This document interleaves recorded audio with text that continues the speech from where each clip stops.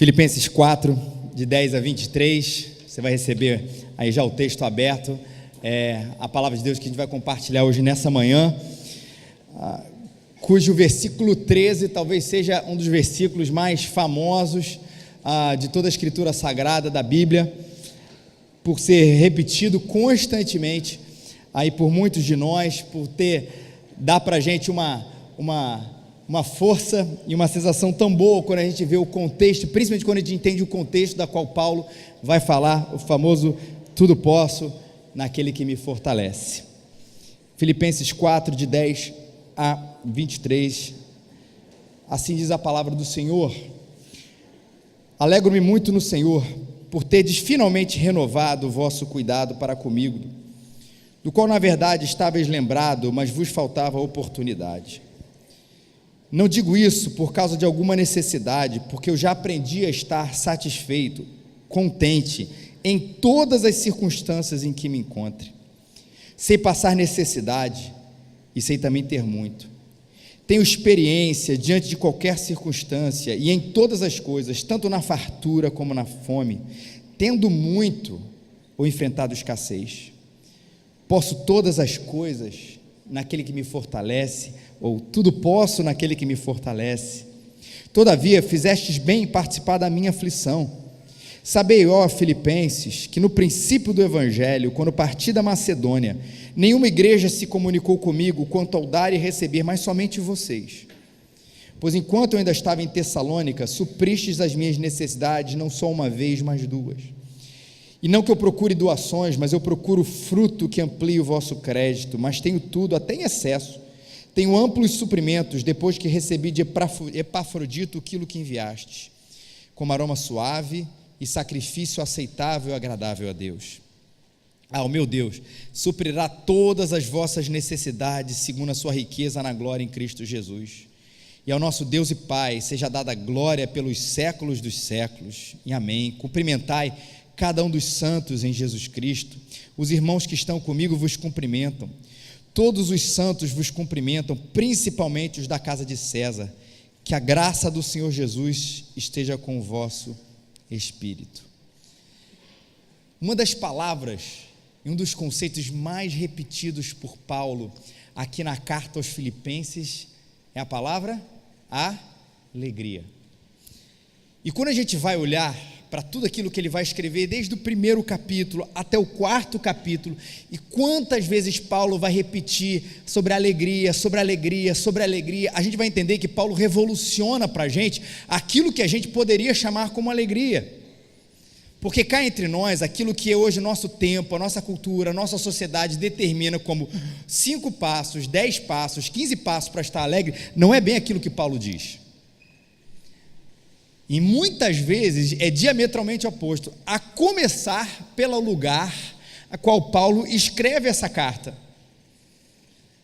Você escreveria uma carta, você por você mesmo escreveria uma carta, um tratado, uma poesia, um e-mail, um WhatsApp, falando de alegria, estando preso?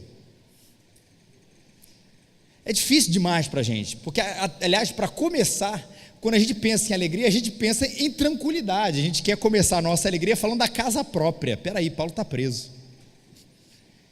E desde o primeiro capítulo, como eu estou dizendo aqui para vocês, até esse momento aqui, Paulo vai falar da alegria em outras coisas, alegria no progresso do Evangelho, alegria no amor, alegria na unidade da igreja, alegria em se esvaziar, alegria em ser transformado por Jesus, alegria na colaboração das pessoas, no crescimento, no progresso do Evangelho, alegria na minha identidade como filho de Deus, alegria em eu imitar Jesus Cristo. Ele muda ou revoluciona completamente o nosso conceito de alegria,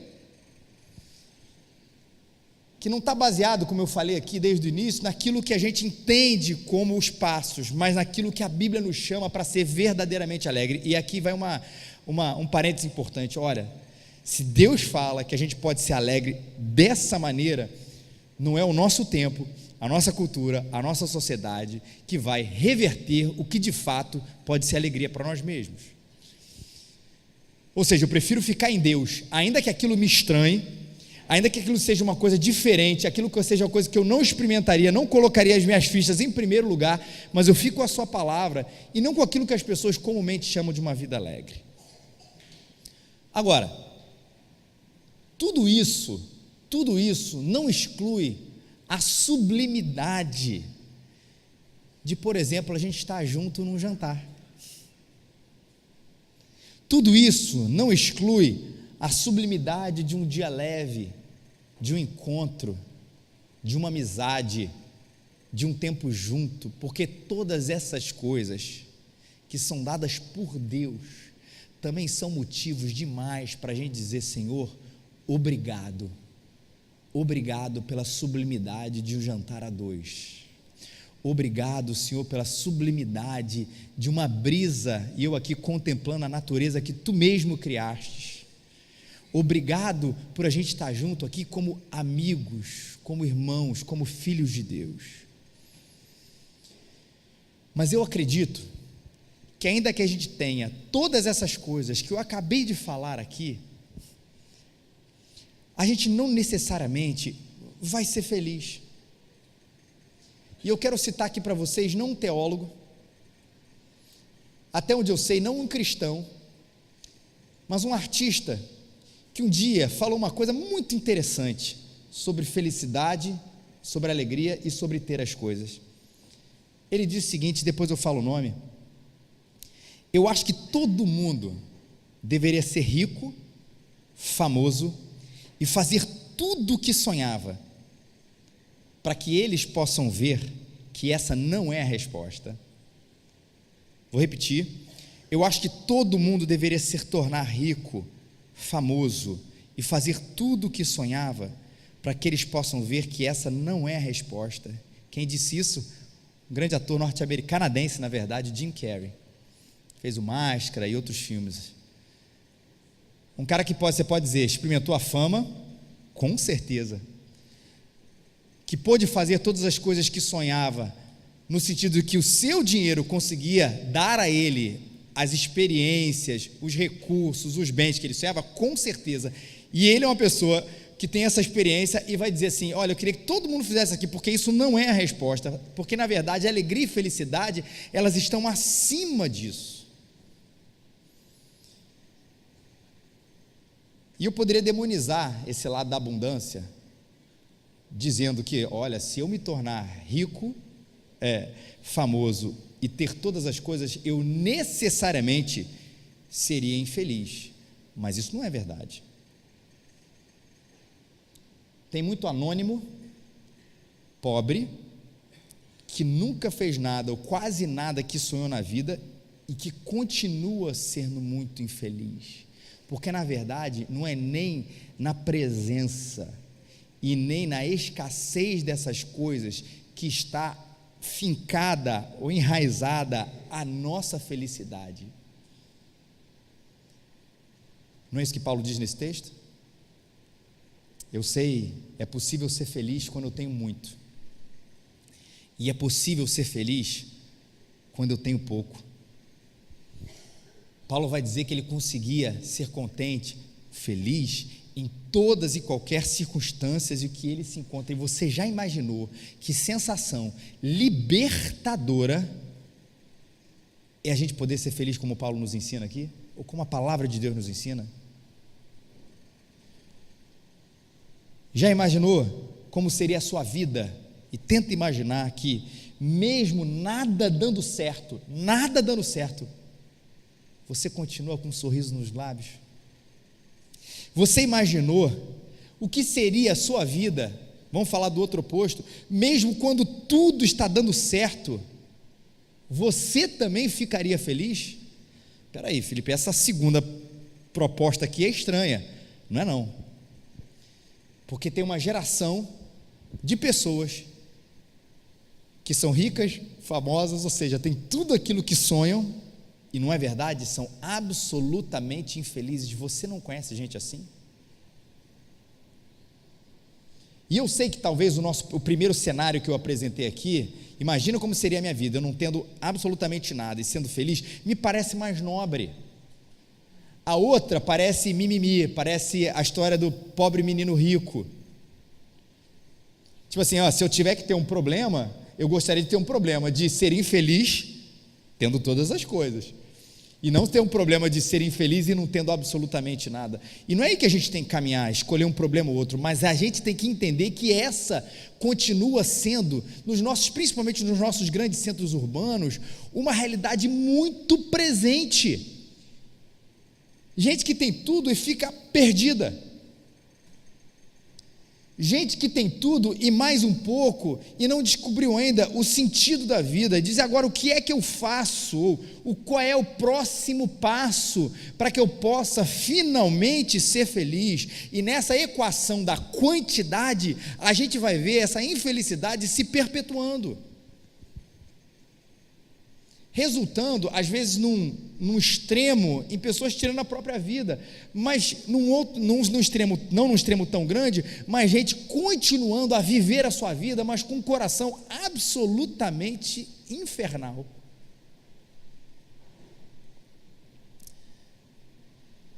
E quando a gente fala isso, a gente tende a remeter para o universo, esse de eu quero mais, eu quero mais, eu quero mais, o universo das crianças e dos adolescentes. As nossas gerações, pelo menos a minha geração, começa a olhar para a geração dos meus filhos, e essa geração mais nova de criança e até adolescente, a gente começa a perceber que eles têm coisas que a gente às vezes nem sonhava em ter quando a gente era criança ou quando era adolescente. Videogame era um negócio para poucos, era no Natal, e comprar, e a minha palavra era um cartucho, lembram disso, gente? Comprar um cartucho, fazendo assim para soprar para dar certo. Era um negócio que era de vez em quando que você conseguia. Eu sou da época do bonequinho do He-Man. Eu lembro, muita gente também é dessa época. Comprar um bonequinho do He-Man era um presentaço. Quanto mais ter uma coleção de 5 e ter o castelo de Grayskull. Estou falando grego para muita gente aqui. Procura no YouTube, você vai descobrir que são esses personagens. Era um negócio caríssimo. Eu lembro que minha mãe uma vez tinha um negócio, pedia para uma aeromoça que vinha dos Estados Unidos para comprar um preço razoável. Hoje em dia, aí é o meu universo masculino das crianças, né? O negócio dos Vingadores, não é nada de outro mundo você comprar um presente como esse. E a gente vê um grau de insatisfação nas crianças maiores, as crianças ainda maiores. Aí você fala assim: esse é o problema dessas crianças hoje em dia que tem tudo. Aí você vai para o adolescente, onde as coisas mudam o padrão de preço, mas a gente vê os mesmos problemas. Fala do videogame, de uma bicicleta, de alguma coisa assim, que era um hiper, ultra, mega presente. Hoje em dia, não que seja barato, mas a gente consegue dar a elas sem que isso seja um esforço tão absurdo como era alguns anos atrás. A gente fala: isso é problema do adolescente, isso é problema da criança, mas na verdade isso é um problema de nós adultos, que também temos os nossos videogames, os nossos bonecos e as nossas bonecas, onde a gente na verdade quer o próximo, para imaginar que ali a gente terá felicidade. Agora imagina comigo, o que é poder ser feliz sem ter todas essas coisas. Paulo aprendeu, e Paulo relata nesse texto a experiência com ele, que deu certo. Ele não está dizendo assim: eu estou vendo a teoria, deixa eu te explicar como é que isso pode ser na vida do outro. Ele disse assim: eu passei por todas essas coisas, eu passei pela abundância, eu passei pela escassez. E o que é que Paulo tinha, gente? Jesus Cristo. Era isso. Isso era tão suficiente, Jesus era tão suficiente para a sua vida, que ele podia dizer: tudo posso naquele que me fortalece. Paulo não está apontando para si, como muitas vezes essa frase é mal interpretada, como se a ênfase aqui esteja no eu posso todas as coisas, eu, Paulo, sou o cara, eu por mim mesmo consigo superar todas as coisas. Sabe por quê? Porque tem um motorzinho pequenininho aqui atrás, chamado Jesus, que me impulsiona. Essa não é a ênfase de Paulo. Sim, ele como ser humano está dizendo assim: eu consegui passar por todas as experiências, mas minha ênfase é porque tem alguém que me fortalece, e esse alguém não é ninguém humano, é Jesus Cristo. Esse alguém não é ninguém um pouquinho melhor do que ele, é o Filho de Deus. Esse alguém não é alguém pequeno, não é alguém que escreveu um bom livro interessante, escreveu uma nova ideia aí da autoajuda, não, é o Filho de Deus, é o caminho, a verdade e a vida. E para Paulo, pertencer a Jesus, ter Ele no coração, era suficiente para dizer: eu posso todas as coisas, porque Ele me fortalece. E o que é que esse Jesus, que reconciliou Paulo com Deus, que mudou o coração de Paulo, deu a ele, para ele poder dizer sobre essa alegria tão sublime, que eu e você, tenho certeza, queremos experimentar? A primeira coisa, deu a ele satisfação. Eu já aprendi a estar contente ou satisfeito em todas as circunstâncias em que eu me encontre. Satisfação é isso, é autossuficiência. A palavra literalmente aqui no original é isso: eu sou autossuficiente, não por mim mesmo, mas é porque eu tenho alguém que me fortalece. E é importante a gente falar sobre o contente, o contentamento, a satisfação, porque essa pessoa não é um acomodado. O contente é o verdadeiramente feliz. Sabe por quê? Porque o contente, o satisfeito, ele até pode gostar de uma circunstância melhor. Não há problema nisso. Se for dado para uma pessoa: olha, talvez para você e para mim, você tem 2 passagens aqui para você, de graça. Uma eu vou te levar para a Europa, e outra eu vou te levar para Teresópolis, de ônibus. Qual que a gente vai escolher, gente? Teresópolis, é claro, né, gente? A gente pode escolher. Eu prefiro passar um tempo na Europa. Você está me dando? Maravilha. Eu prefiro uma circunstância que, aos meus olhos hoje, nenhum problema, é melhor. Se alguém um dia dizer assim: olha, vamos sair daqui, vamos almoçar aqui, pode deixar por minha conta. Ok, tem um restaurantezinho aqui, super simples aqui na esquina, simples aquilo, bonito, bom, bonito e barato. Mas tem aquele outro, sabe aquele outro que você gosta? Eu posso te levar lá. Qual que você prefere? É claro que a gente vai querer ir no nosso preferido, não há nenhum problema, mas a questão, a nossa felicidade está em a gente diagnosticar no nosso coração: e se eu não for? Eu saberei ser feliz? Paulo diz: é possível estar satisfeito, é possível ser contente quando a gente não tem aquilo que a gente deseja. E por que Paulo consegue todas essas coisas? Para mim essa é a grande chave da gente compreender o texto. Não é porque Paulo é o Paulo, lembra disso? Não é porque Paulo é um cara nota 10, não é porque Paulo fez algum exercício de meditação, de qualquer coisa parecida, é porque a companhia de Paulo é Jesus Cristo. Jesus alimenta a esperança de Paulo, Jesus alimenta a alma de Paulo, Jesus explica a vida para Paulo, Jesus é o tesouro para a existência de Paulo. E vamos falar da gente. Jesus é que pode alimentar a nossa vida, alimentar o coração da gente, ensinar a gente a viver, ser o tesouro da nossa existência, principalmente quando essa maravilhosa intimidade que a gente pode ter com Ele acontece. Mais do que um conceito religioso, mas uma amizade verdadeira, que no dia a dia faz não um pouquinho de diferença, mas faz toda a gente, ao ponto de me alimentar, de te alimentar, e eu consigo dizer para a minha vida: eu poderia fazer muito mais coisas, mas hoje eu estou satisfeito. Ele me alimentou. Um teólogo do século XVI chamado João da Cruz, ele diz o seguinte: tal é a alma que está enamorada de Deus. Ela não pretende vantagem ou prêmio nenhum, a não ser perder tudo a si mesma, voluntariamente por Deus, e nisso encontra todo o seu lucro. Uma alma entregue a Deus, é o que ele está dizendo, enamorada, com intimidade com Deus, aí está o seu lucro. João da Cruz vai fazer um eco a que Paulo está dizendo aqui em Filipenses 14:3, sobre essa satisfação: a minha alma encontrou Deus. Isso é um presente e é disso que eu preciso. O que eu faço para conseguir esse Jesus? Na verdade, é o que Jesus fez para ter você. Ele não é um produto a qual a gente pega e coloca aqui dentro, no coração. Na verdade, é uma entrega para aquele que se entregou por você. Jesus não é um produto a ser comprado, é um presente que a nós podemos receber porque somos seus filhos. O Evangelho fala exatamente isso, que para encontrar essa satisfação, você não precisa subir uma montanha, que para encontrar essa satisfação, você não precisa de uma grande campanha espiritual ou coisa parecida. Você precisa ver aquele que se entregou na cruz por você, para te reconciliar com Deus e dar a você, por causa desse relacionamento, satisfação. Jesus deu a ele satisfação. Jesus deu a Paulo força. E para mim também essa palavra é chave para a gente entender aqui como isso pode ser aplicado na nossa vida.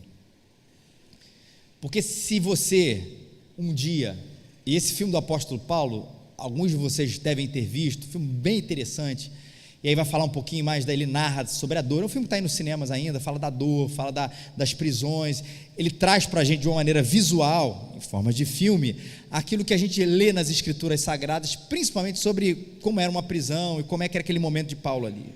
Bom, se você joga a mim, a você, numa masmorra, eu tenho certeza que a gente não vai dizer, ai, que coisa boa, vai. E se a gente for sincero, o sentimento maior, que se alguém disser assim para você, olha, tem um pessoal entrando aqui daqui a pouquinho na Igreja Presbiteriana das Américas, vai levar você, vai colocar algema sobre você, vai te jogar numa solitária, e você provavelmente vai morrer naquele lugar, e a única razão, a única acusação disso, é porque você é um filho de Deus, é porque você proclama o Evangelho de Jesus. Ainda que a gente diga, o sentimento que a gente vai experimentar inicialmente, é um sentimento de medo.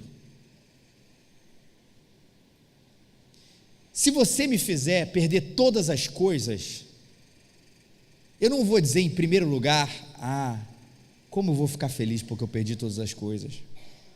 Se eu tiver que passar pelos piores problemas que essa vida pode fazer com que eu passe, eu não vou dizer em primeiro lugar, eu vou ficar tranquilo. Mas Paulo disse que conseguiu passar por tudo isso, coisas semelhantes a essa, e ainda disse, em 2 Coríntios 11, 24 a 30, eu vou ler para vocês, ele vai falar da sua experiência como pastor, como ministro do Evangelho. Eu recebi dos judeus 5 quarentenas de açoites menos um, como cristão. 3 vezes fui açoitado com varas, 1 vez fui apedrejado, 3 vezes sofri naufrágio, 1 noite e 1 dia passei no abismo, em viagens muitas vezes em perigos de rios, em perigos de salteadores, de bandidos. Eu digo, Paulo morava no Rio de Janeiro, em perigo da minha nação, em perigo dos gentios, em perigo na cidade, perigo no deserto, perigo no mar, perigo entre os falsos irmãos, em trabalho e fadiga, em vigílias muitas vezes, em fome e sede, em jejum porque não tinham o que comer, muitas vezes em frio e nudez. Além dessas coisas exteriores, me oprime cada dia o cuidado de todas as igrejas. Ou seja, além de Paulo passar por todas essas circunstâncias, ele fala assim, o zelo, o amor que eu tenho pelo progresso do Evangelho também me consome. Quem enfraquece, que eu também não enfraqueça junto. Ver um irmão na fé se enfraquecendo, Paulo sentia isso. Quem se escandaliza, que eu não abrase. Se convém gloriar-me, me gloriarei no que diz respeito à minha própria fraqueza. 2 Coríntios 11, 24 a 30. Olha só a experiência de Paulo, as coisas que ele passou, e no Castelo Forte, Lutero na frase final, que é a que mais me toca, se temos de perder família, bens, prazer, se tudo se acabar e a morte enfim chegar, com ele reinaremos. Se o que foi proposto aqui a Lutero como a sua vida, se fosse proposto para você passar para aquilo que Paulo falou, como nesse texto que eu li de 2 Coríntios, dos açoites, dos jejuns, da escassez, e vai dizer assim, isso vai acontecer para você nesse ano, fosse uma profecia, você ia dizer assim, poxa, que coisa boa? Não ia. Mas sabe como é que isso consegue ser uma coisa que a gente consegue suportar, passar e ainda assim estar contente? Porque Jesus dá para o nosso coração força. Por isso que Paulo diz, eu posso todas as coisas naquele que me fortalece. Porque Paulo não estava preparado para passar por isso sozinho, por ele mesmo, assim como eu e você não estamos. Ninguém consegue. ninguém por si mesmo, entenda bem, por si mesmo será feliz por sofrer pelo Evangelho.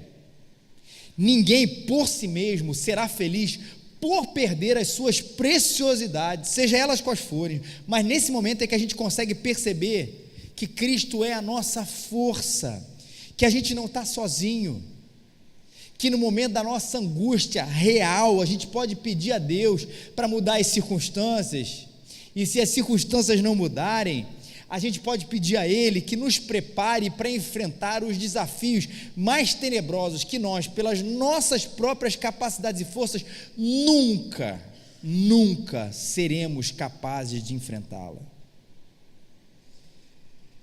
De pedir a Deus que na minha tristeza, se eu não recuperar nada, que aquilo que deixei para trás, ou me foi deixado para trás, Ele vai me dar as forças para que eu seja uma pessoa nova, para que eu consiga permanecer de pé, diante de circunstâncias que às vezes a gente nunca imaginou passar, porque eu posso todas as coisas, porque Ele me fortalece, porque aquele que me fortalece, faz os ventos pararem, porque aquele que me fortalece, faz os mortos ressuscitarem, porque aquele que me fortalece, pode fazer com que eu e você, hoje, a despeito de qualquer circunstância, a gente consiga experimentar uma alegria inexplicável, porque Ele nos dá satisfação e nos dá força. Isso tudo é presente, Ele se entregou por nós. Que Deus te abençoe.